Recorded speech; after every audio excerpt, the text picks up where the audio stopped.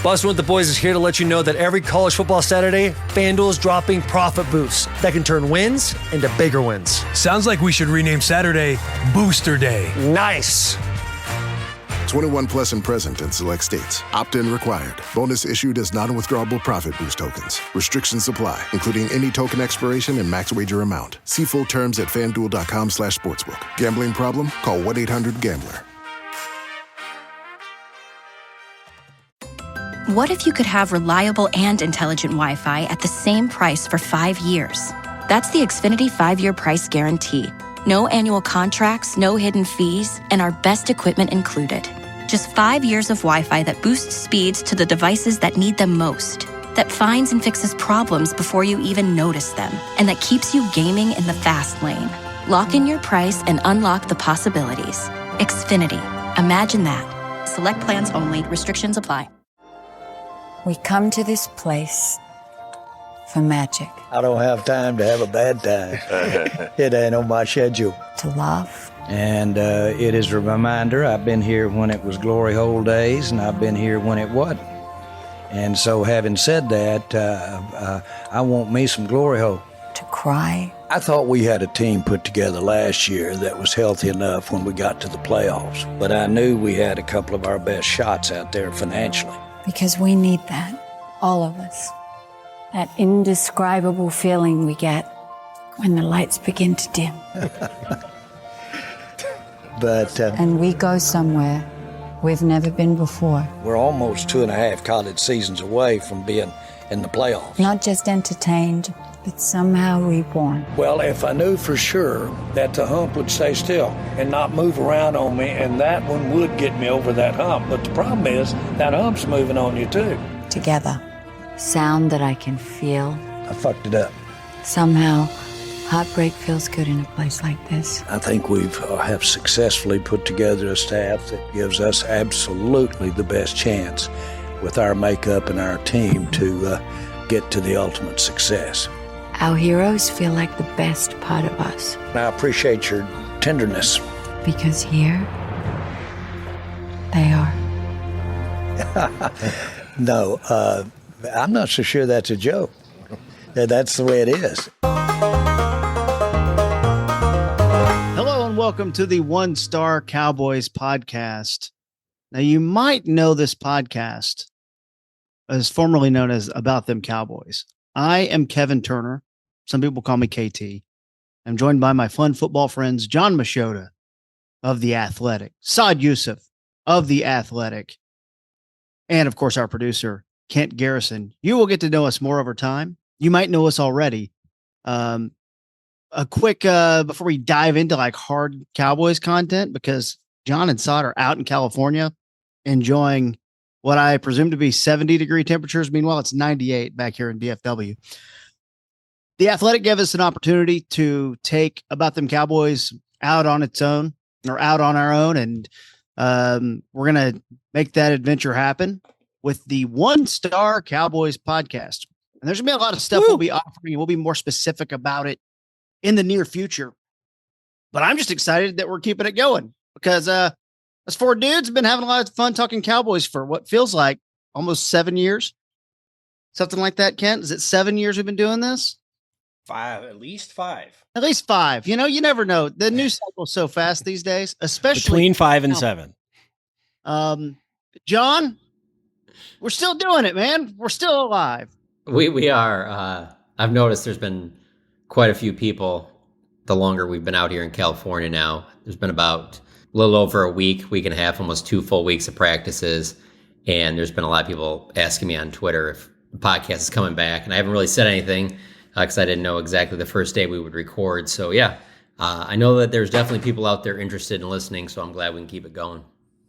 This is going to be one of those things where it's like One Star Cowboys Podcast, formerly known as About Them Cowboys, the way everyone does with Twitter, where it's like X, formerly known as Twitter.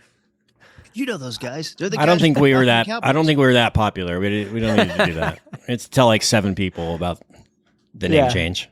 It is a shame because the About Them Cowboys name was very good, but the One Star Cowboys Podcast, it is ridiculous debates and discussions about a ridiculous organization. They're incredible. And Look, this is it. Like we're August. We're in the good part of training camp. We'll give you more details of what we offering you as the season goes on and things like that. We will have a Patreon set up and all kinds of stuff. We'll have video content, but we just wanted to get a big podcast out because Jon and Saad are in California, and we're to the point of training camp where we've put the pads on for a few days, and now I think we almost start to see a little separation a little bit before the preseason games start. Now you kind of can really start kind of evaluating players. We're going to dive into some of our concerns about the team heading into this year. It's probably the best team in the NFL, like in terms of like going into a season with success, but still having a good portion of the fan base really just not happy. You don't see that a lot with teams who are like winning a lot, but that's where we are with this team. It's a very unique year and a lame duck year for some of our coaches as well. So there's a lot on the line. Jerry says we're all in. How you guys feeling right now? We're 6 days away from the first preseason game.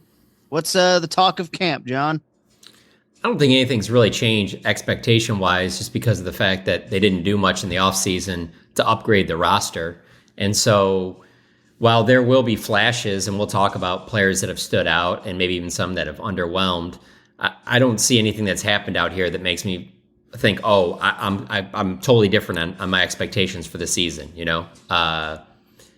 Dak looks good, as you would expect from a ninth-year starting quarterback. No one's pushing him for that job.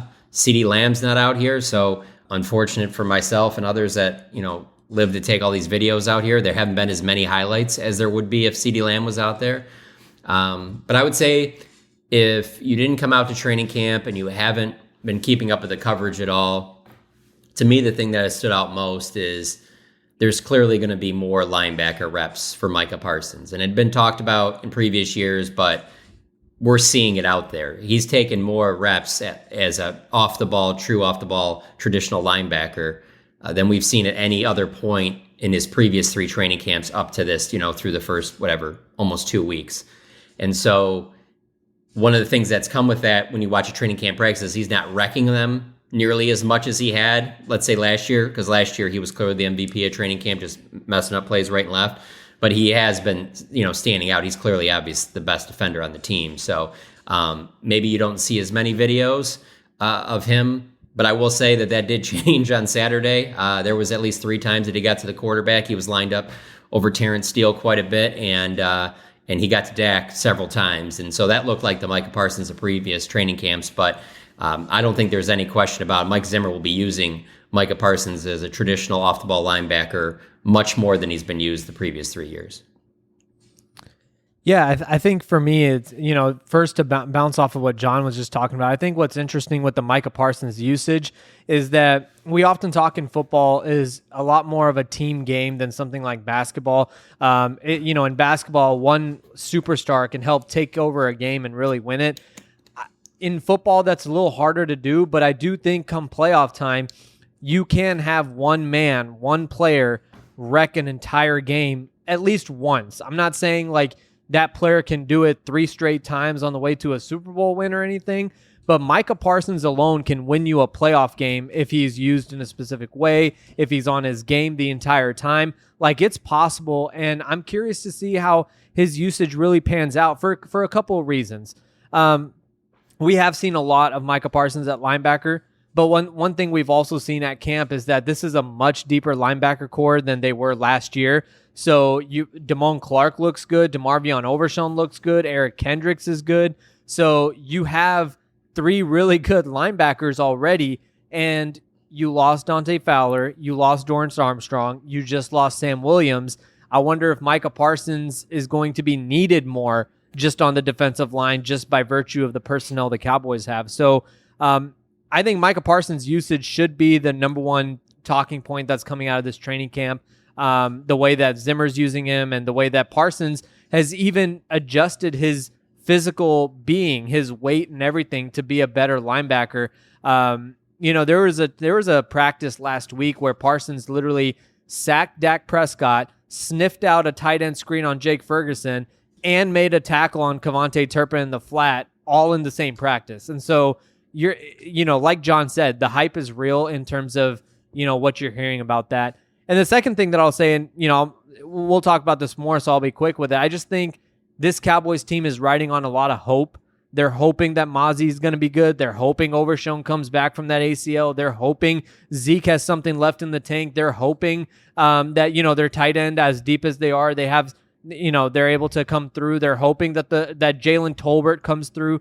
There's a lot of unknown, which I guess is not what you want in terms of you'd rather have known commodities that are really good, but it's better than just going in with a bunch of dread. So that's kind of the middle ground that I see with that situation. And when I said at the beginning that there's been nothing I've seen that has changed my outlook for the season, I can also sit here and be glass half full and give you, okay, if you were like, well, from the way you look at this team right now, without them making any significant changes, what would be the one way that they get back to 12 wins, or let's say maybe they only win 9 or 10, but they get in the playoffs and they get hot at the right time and make a deep playoff run? For me, it would be because of the defense. It would be because the move of Micah Parsons to linebacker, on top of him also rushing, leads to him even being better than he was as just an edge rusher. It would be Overshown coming back fully healthy and him and Kendrick swarming all over the place.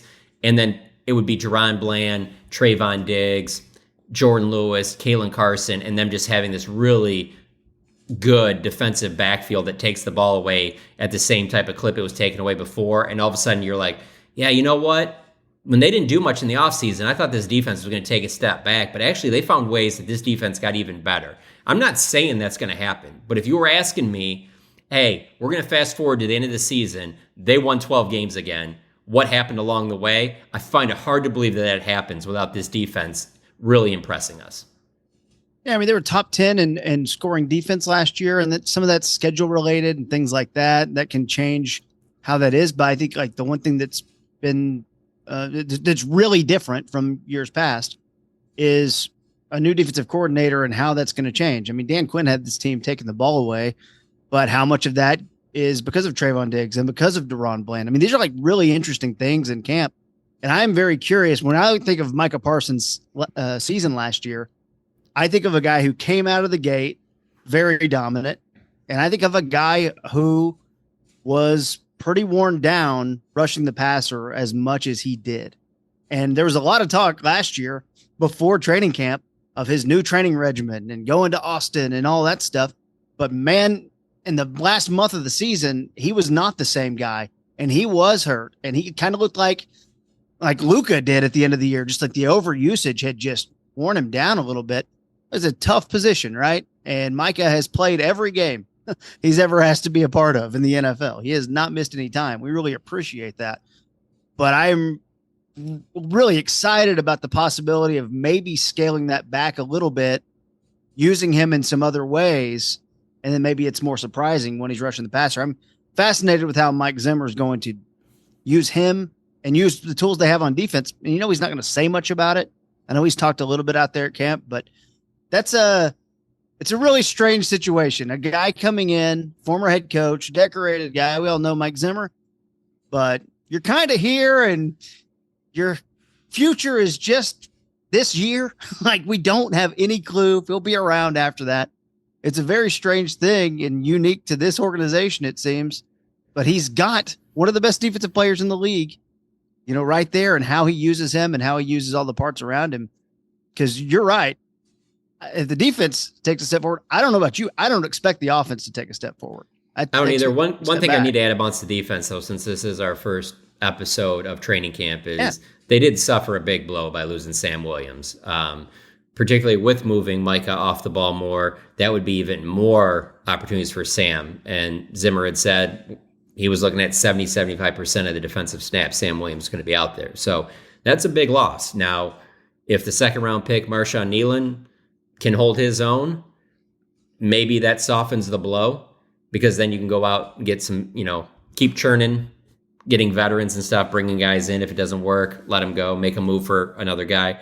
But losing Sam Williams, we have to mention that, because that is a guy who does have the potential. If he's playing 75% of the snaps, he could have been a 7 to 10 sack type guy.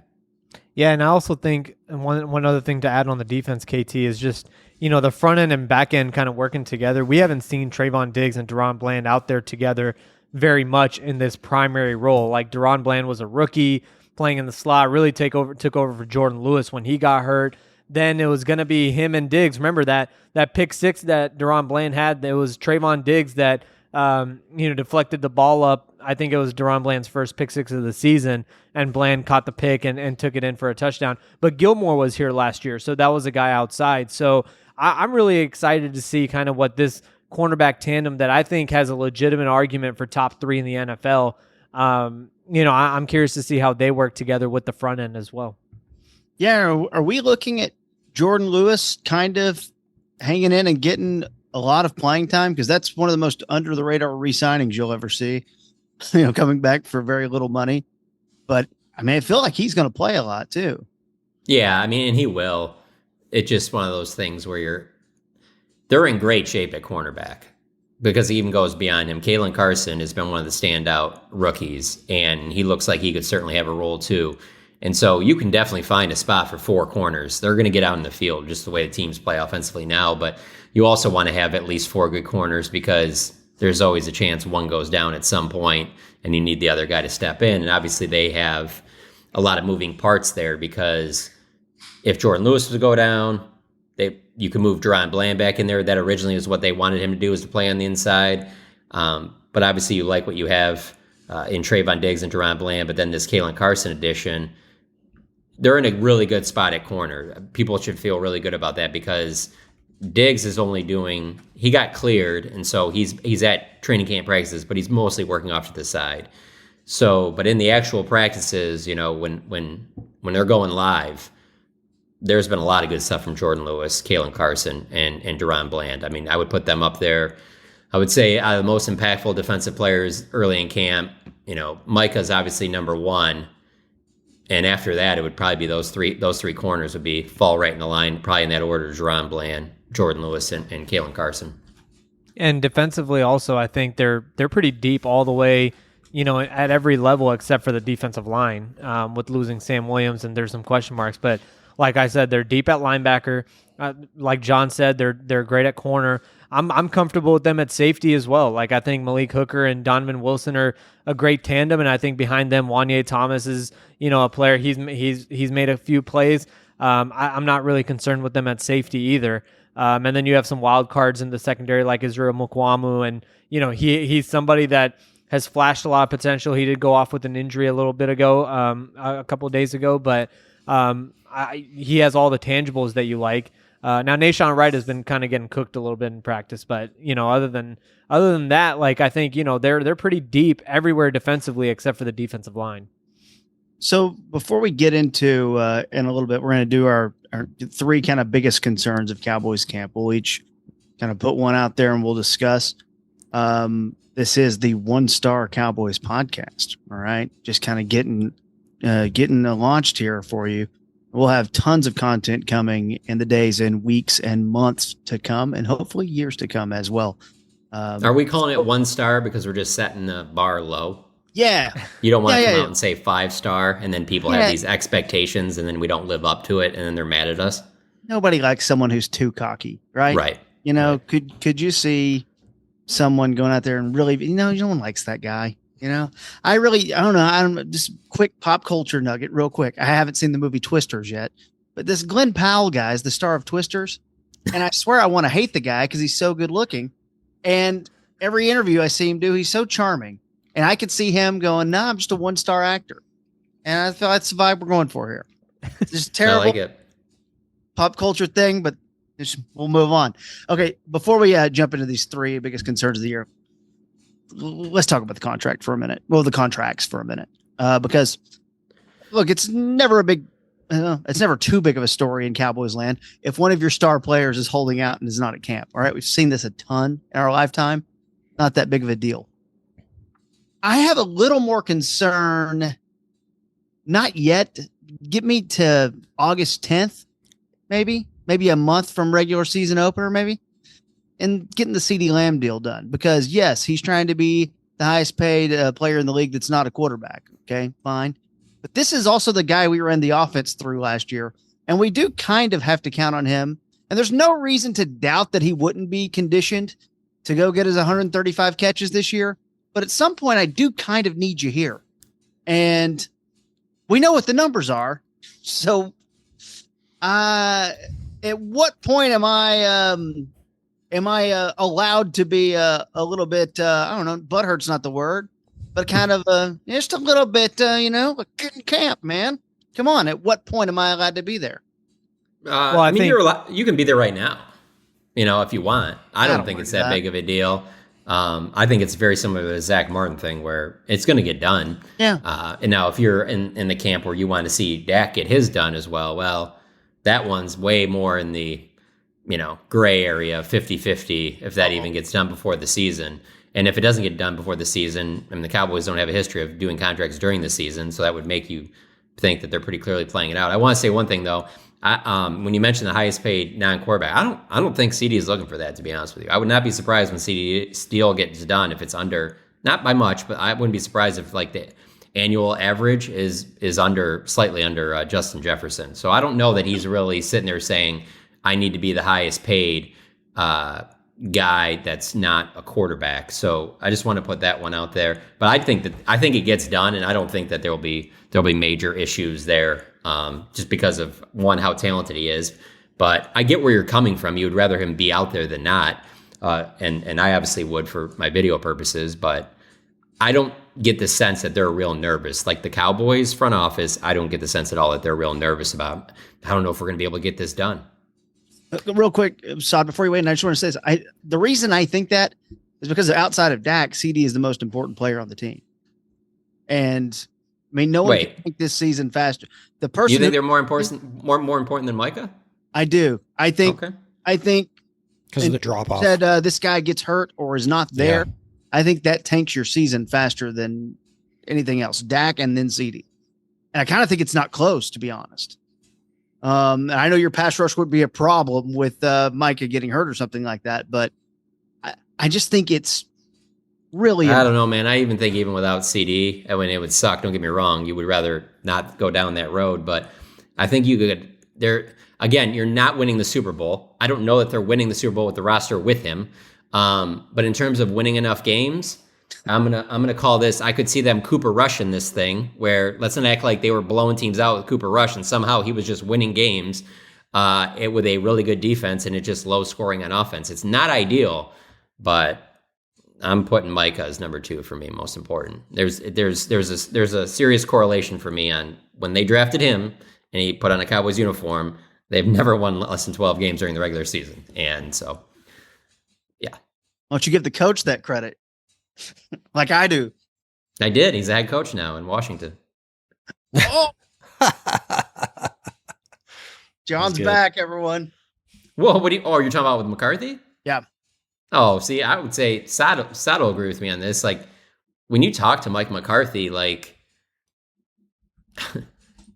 I think he's pretty open about that. Yeah, he's the head coach of the team, but during practice and stuff like that, like, he's focused on offense. Like, he doesn't... Yeah.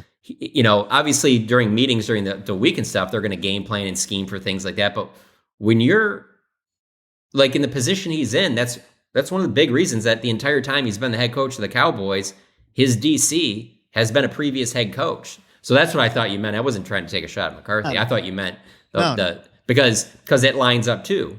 When they hired Dan Quinn, that's also when they drafted Micah. So it lines up with that. So that's what I thought you meant. Sorry. Unless you were taking a shot at Mike Nolan. But I was not. Okay. I mean, well, I could, but I'm over it. Got any Tabasco? Oh, Mike Nolan, I will say real quick, the Mike Nolan, Jim Tom Sula thing is the one that factors in with me when people talk about the whole, how can they do the coaching staff like this and not give them new contracts? Well, I mean, they give them new contracts and they could still let them go if the season's bad enough. They literally did it after 1 year with Mike Nolan and Jim Tom Sula. I mean, it sucks, but it's like, it's a cutthroat business. So it's, it is what it is. I kind of like the, Jerry uses the word ambiguity enough that makes people go insane. But I do kind of like that there's actually not that much ambiguity about what this season is. And it's, maybe you could say it's unfair to have McCarthy being lame ducked like this, and even Mike Zimmer being lame ducked like this, and a lot of these guys. But I kind of like, it's like, guys, this is really it. We all know there's no question mark of, am I getting fired after this season? And things like that. Like for a guy who likes ambiguity so much, it's pretty laid out for us right now of what this season is. Yeah, it's almost like it makes the decision for him. He doesn't have to make it, With that being said, they'll get to the divisional round. They'll win a wild card game. They'll get to the divisional round, and it'll be really close, and it'll come down to something, a real like Dez catch type thing, just to keep you teetering on. Well, they were good enough to go the NFC Championship game, so that would be true Cowboys fashion there, as opposed to, well, if they're just terrible, then you clean house, or if they're great, then you just bring everybody back. Yeah.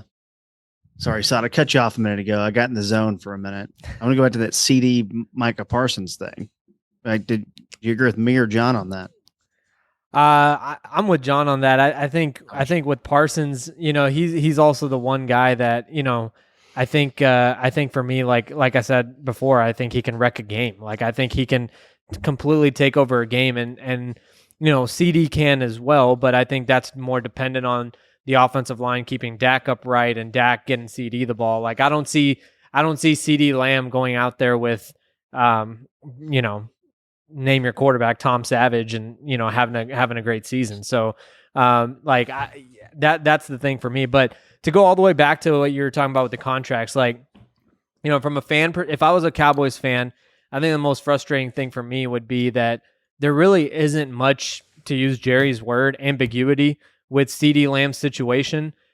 He's been on an upward trajectory for 4 straight years. He's an elite receiver. Whether you have Dak next year or you have a young quarterback breaking in, you want to have CD Lamb there to help in that situation.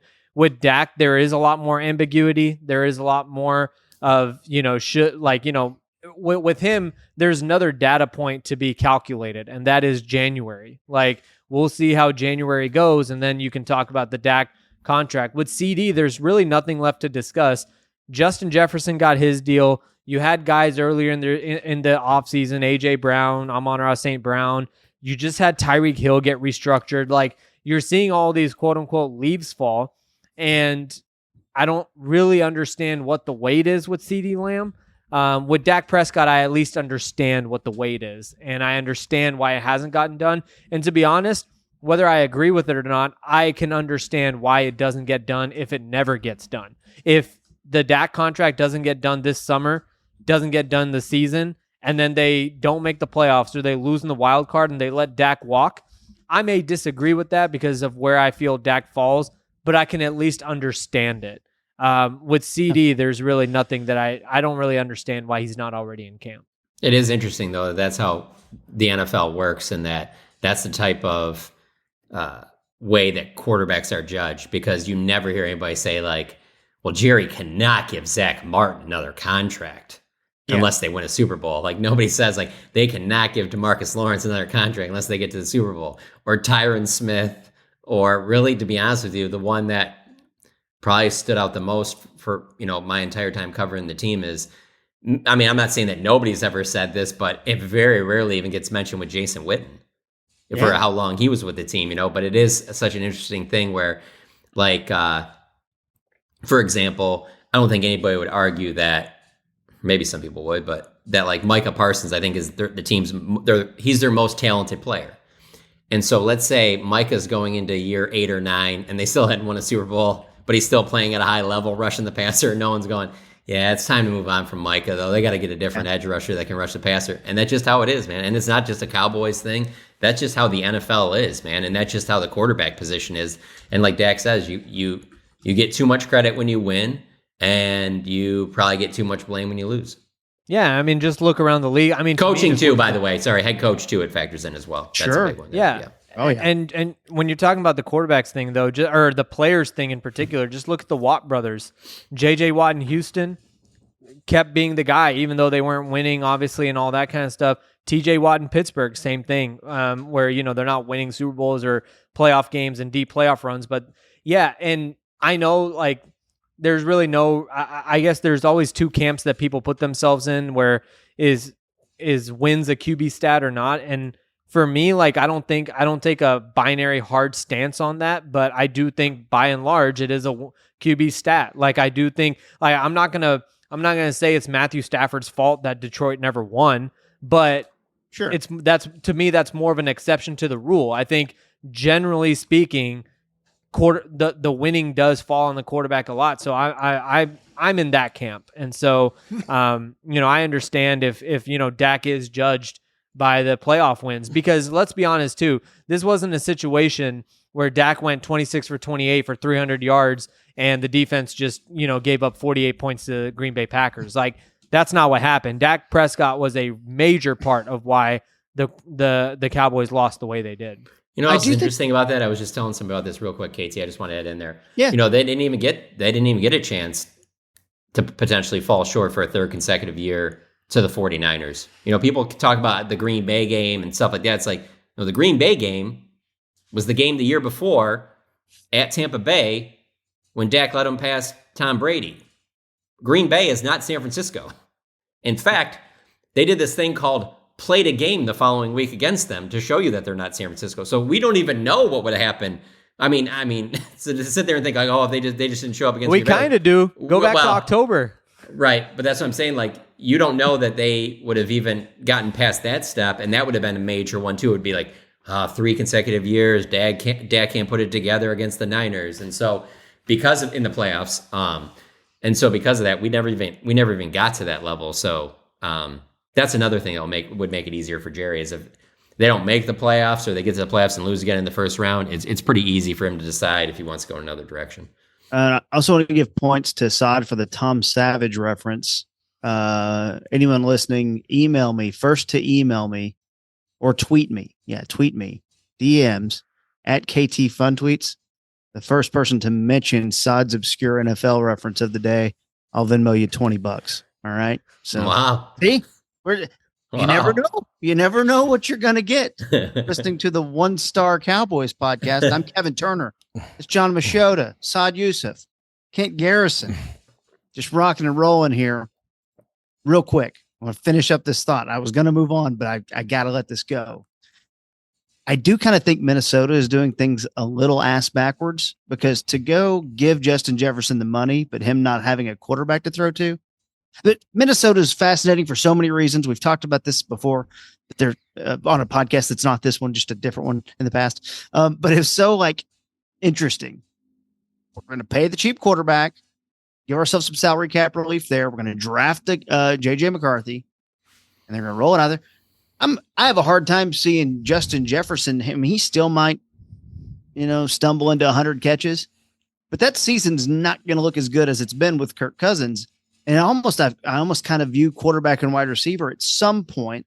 It's different depending on your roster, but there where you have a clear cut number one, it's very interesting. Miami, you're going to pay Tua and Tyreek Hill.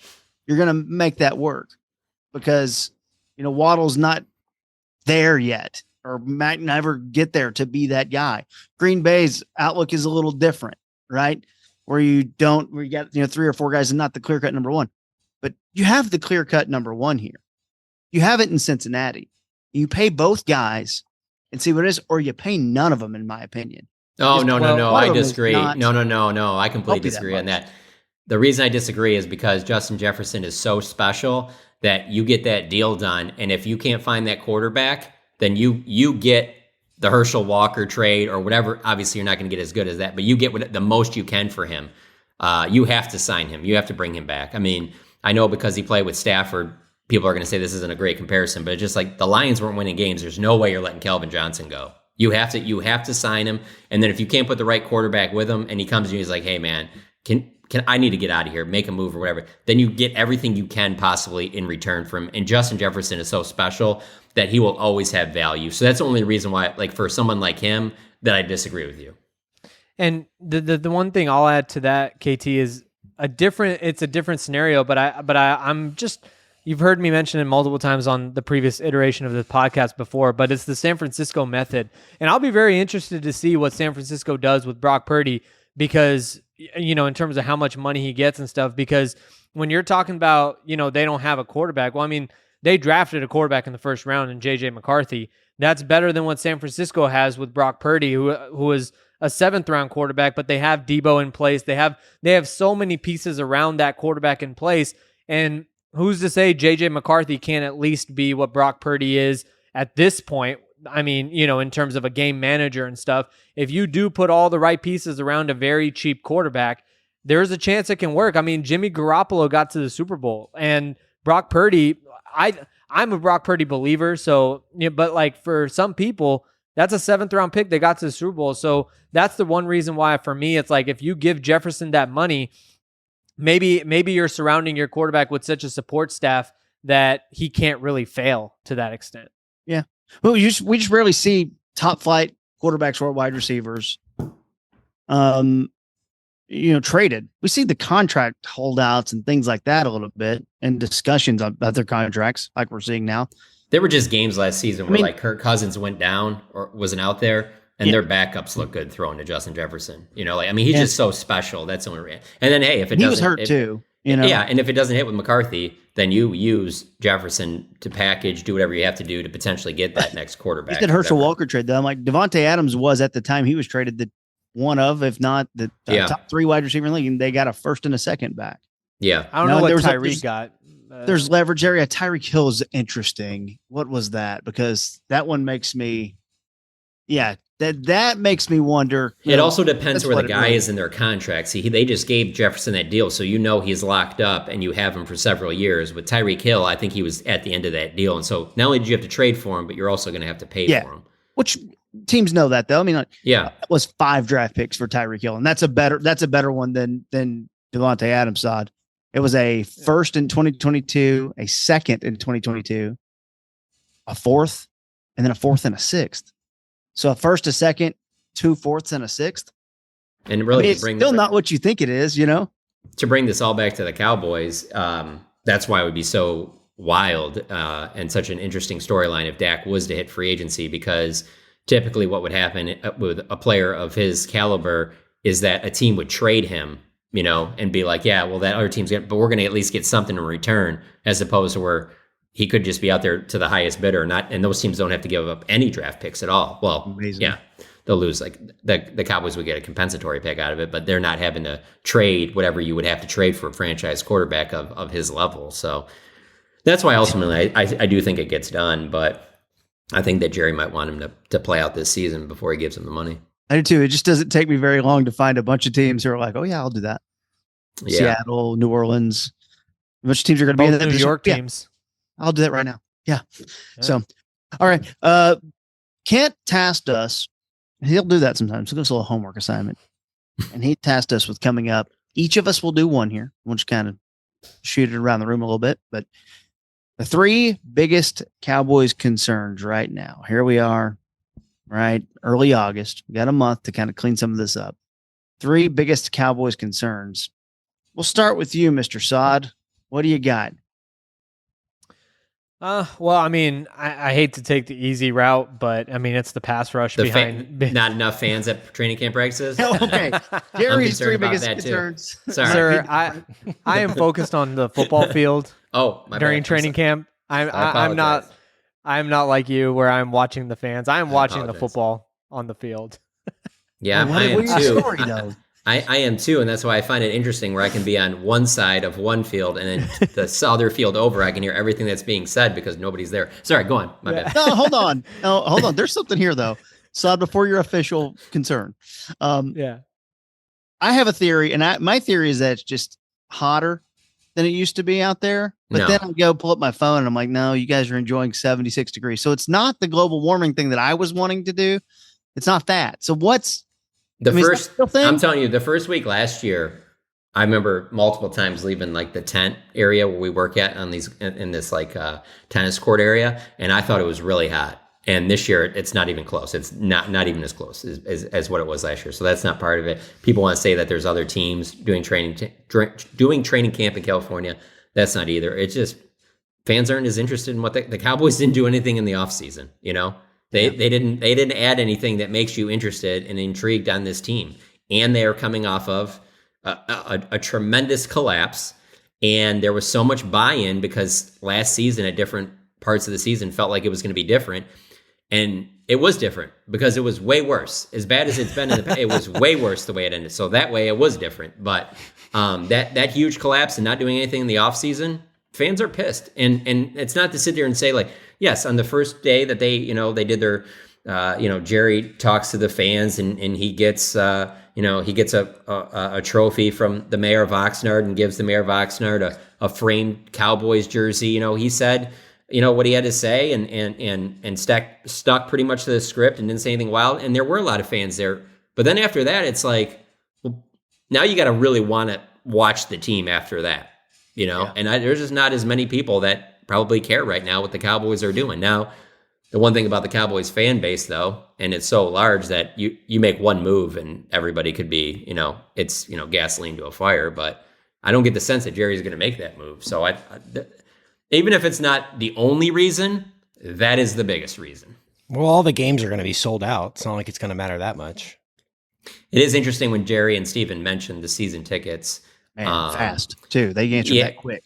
Yeah, because when you only have 8 to 9 home games during a regular season and you're in a town like Dallas, which just continues, the whole DFW area continues to grow, big sports town, all of that combined, let's not assume, in fact, you don't have to if you've been to the games, that these are all just raucous Cowboys fans that go to these games. I mean, a big part of owning season tickets for the Cowboys is because you can make a lot of money selling them because people want to go to Cowboys games. And those are people that it doesn't even have to be a big Cowboys fan. It's a huge event. That 7, 8, 9 times that you get to host a home game a year. I said 7 just in case they ever have one overseas, which I'd never see Jerry giving up a home game for that. But for you to have just that few amount of home games, I don't see a time where the NFL would have to hurt for that to happen. But as long as the NFL is what it is, the Cowboys are always going to sell their home games. So, it was very quick that they had that to go to. I don't know that is a great barometer. I would say apparel, sales would probably be a better indication than season tickets. Yeah. Season tickets, possibly if you're, an NBA or an NHL or MLB team, because there's so many games. But so you would say what you're seeing at camp in terms of the attendance and the crowd excitement, fan excitement. That's really what's going on with the Cowboys fans. That's the true picture, not the 100,000 people sold out every game picture. Yeah. Because again, I was telling somebody this the other day. We don't have to do guesswork anymore with any of this stuff. We can look at podcast numbers. We can look at story numbers. We can look at how many people are in every story at any moment of the day with the technology we have. The social media, whether you talk about responses, engagement, retweets, likes, we can track all this stuff now. So it isn't like all of that business was booming in all those areas. And then all of a sudden I went out to camp and I'm just like, where are all these people? No, you go out to camp and that's just another thing that shows you where it's at. And of course, the Cowboys are going to make a ton of money because they're such a huge brand. But it is noticeable that the fans are, I would say, angry, if not apathetic a little bit right now, kind of in a spot of, I'm always going to love the Cowboys, but I need to see more from them type thing. I think that's where the fans could be on that. If things go the right direction, maybe I'll show a little bit more interest. But right now, I just get the sense that they're a little fed up with the product that they've been given.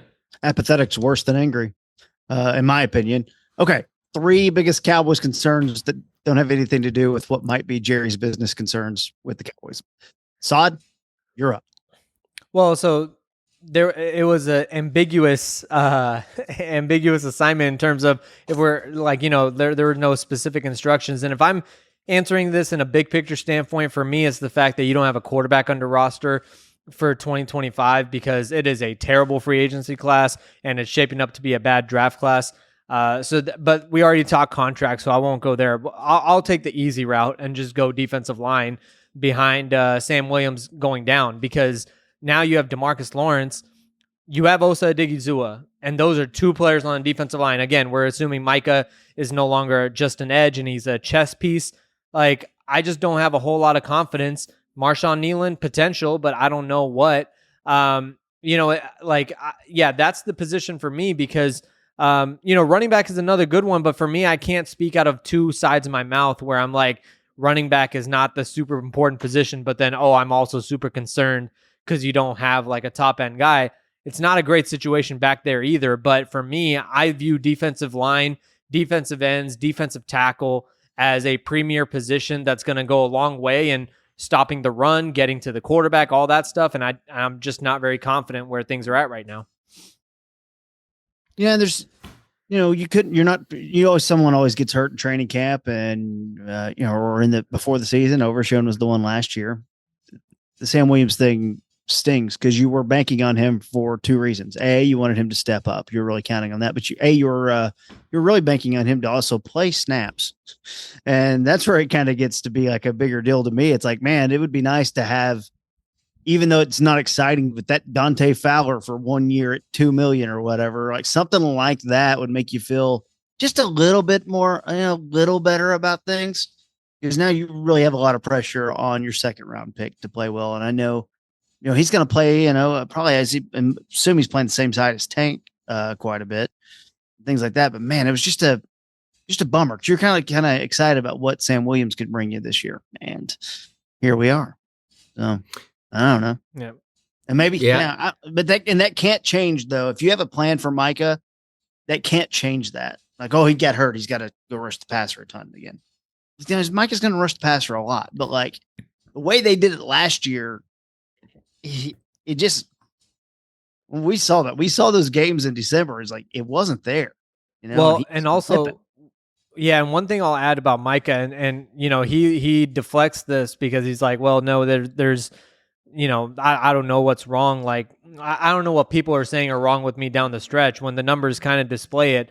But Micah also gets really frustrated. I think there's a little Luka Doncic in him where when he's not getting the calls, he gets a little frustrated when he's not getting the holding calls that he wants and stuff like that. So I think that takes a toll on Micah too, as much as physically getting beaten down, which I think that's fair and legit. I do also think when the penalties are racking up and they're not getting called in his favor, I do think there's a little Luka Doncic there where he's kind of just throwing his hands up and like, what the heck, And I think it impacts the refs too. I think that it gets them angered to the point where they're like, well, we're not calling some of this stuff. I mean, that'd be the only, there's no way of proving it, but that'd be the only way to make sense of the times when he is held and for that long stretch where he's not getting a call at all. I mean, just for how good of a player he is, there has to be something to that. So, you want me to go next? Yeah.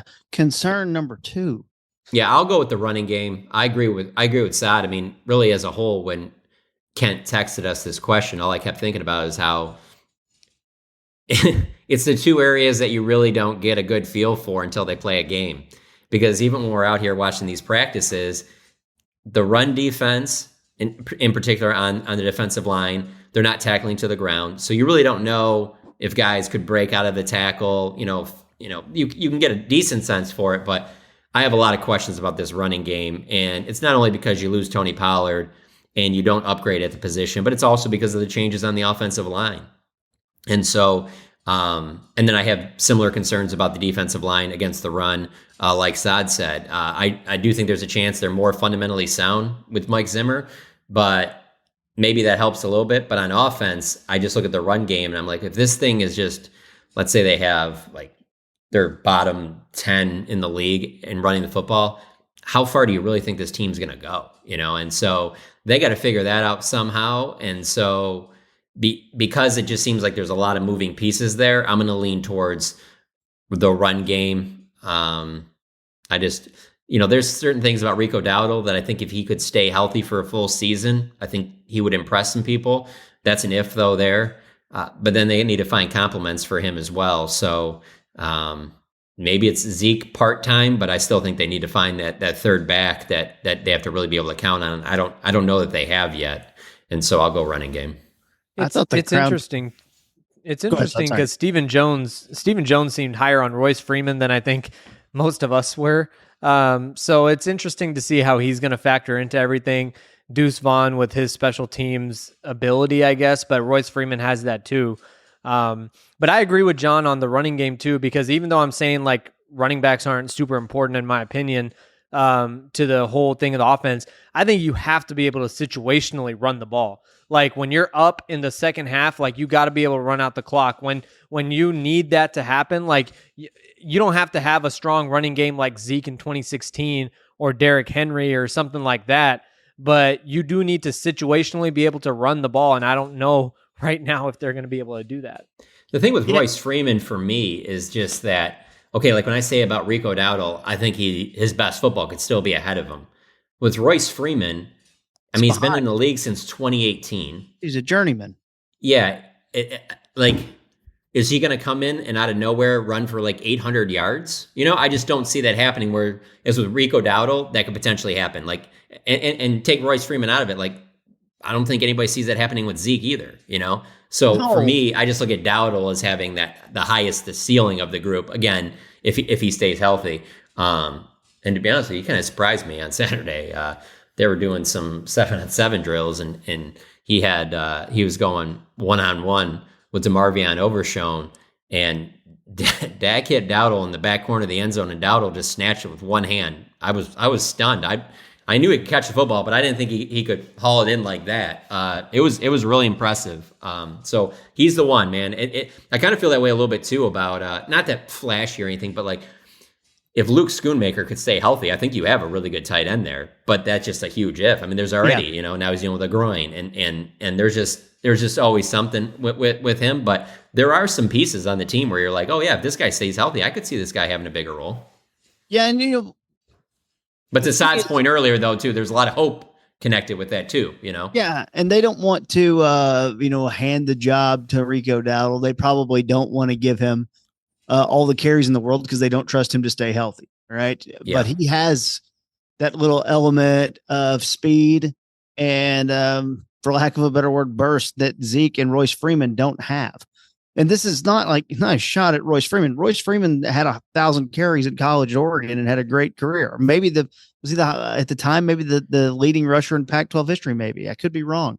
Yeah, but even with Steven's answer on him, a lot of it touched on special teams. So yeah. I don't think that he even meant it as, no, man, watch out for this guy. This could be our bell cow back. Sure. He didn't mean it like that. He meant like, this is a guy that I would say before he brought him up, and I might not have had him on my 53, and now I'm probably going to have him on my 53. I want to be clear. I'm not advocating for them to have signed Tony Pollard for what, sure. Tennessee. But maybe, so what happens in late April is they have this thing called the NFL draft. And you can draft a running back. It happens sometimes, like other teams do it.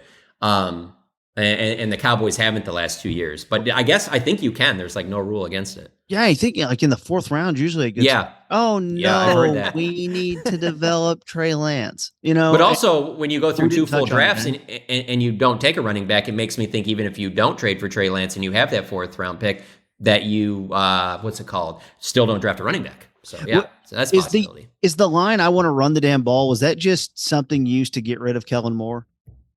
Because I wonder, or does he not have the ability to go in and give me a running back, pound on the table? Because that's a good question. The fact that they just didn't do anything and said, you know what, we'll bring Zeke back. I mean, yeah. And the fact, look, if Zeke was still incredible, I'm sure then we wouldn't be having attendance issues out in Oxnard, right? I think there was no chance they were going to take one in the first 3 rounds. And so I think with Mike, let's say, when they're talking to him in the draft room, when they get to the 4th, or even they had that late, or their 3rd round pick when they took Maris Leofau. I think when you get to that point, whether you talk about this draft or the year before, I think that it's one of those where Mike probably feels, well, I don't know, the guys that are available right now are better than Rico, or Malik Davis. Now, you can disagree with them, but I think that might factor in on some of that. Or they're not that much better than a guy we can get in the 6th or 7th round. So maybe they just didn't like the guys that were available there. It's pretty stunning that this didn't come out of nowhere where Tony Pollard was going and you had 2 drafts to take a running back somewhere. And it is the position that has probably had the most success, making a quick transition from college to pro, where you can get a guy that, you really don't need, well, let's give it a couple years and see if he gets his feet under him. No, a lot of times you can give him the ball right away. Yeah, it's fresh versus over the hill is what it is. And KT, I mean, I'll ask for your help on this, but McCarthy's history, I mean, Ryan Grant was an undrafted guy, if I'm not mistaken. Yeah. James Starks. Eddie Lacy. Yeah, and I know Eddie Lacy was a higher draft pick, but I think he might be the only one that McCarthy really drafted super high.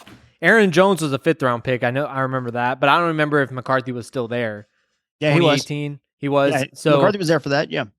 Yeah. So I mean, like McCarthy's history, like I remember Ty Montgomery playing running back. So I'm not saying he doesn't value running back position at all, but I think the run the damn ball thing was maybe a little bit overblown in terms of our expectations of him following through on that, because I don't know, I haven't really seen a whole lot of that in his history. Yeah, Aaron Jones was 2017. That was his final year in Green Bay.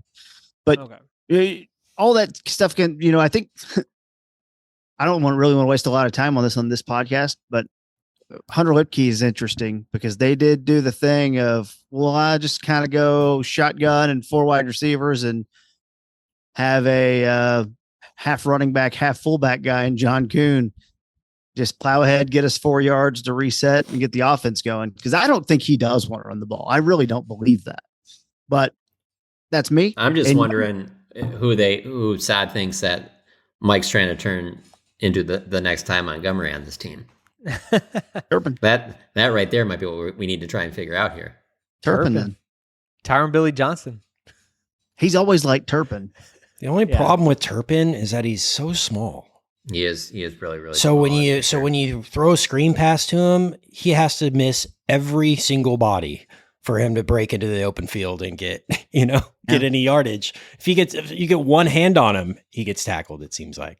That deuce. And he is getting touches in, they are pitching the ball to him a little bit in these camp practices, but this is just, you're going to have that in the game plan. You're going to do it here or there, but you're not going to do that. He's 5 to 7 times a game, Lucky Whitehead's back, baby. There you go. His definition of gadget guy. He really is. And that's not a slight. It's a great skill set. I'll be quick. He could, we don't know where this whole kickoff rule is going to go in terms, he could have an even bigger impact, Let's save that for a future episode because for sure. But I'm just saying, like, I'm a Kevontae Turpin fan. I think that there's certainly a place for him. Like, his athleticism's crazy. And I just think that you can use him in a variety of ways. Like, I don't think that you need him to be your number 1 or 2 receiver, but you can find ways to get him involved in offense to, even if you're not giving him the ball, to use him as a decoy and things like that. Like, I like having a Kevontae Turpin on my team. So concern number 3. Let's hear this. All right. So for me, it's kind of going to work with the running back situation, it's the offensive line, because we really need a lot of things to work out here. Zach Martin, stay healthy. That's great. Number 1, boom. A lot of trust in that dude, right? No sweat. Least of my worries. Tyler Smith has become least of my worries. We need a rebound year from Terrence Steele. We have to have it, right? We need Tyler Guyton to just lock it down out there from the beginning. Have to have it. And against then Myles Garrett. What's happening at center? Is it going to be the Brock Lobster?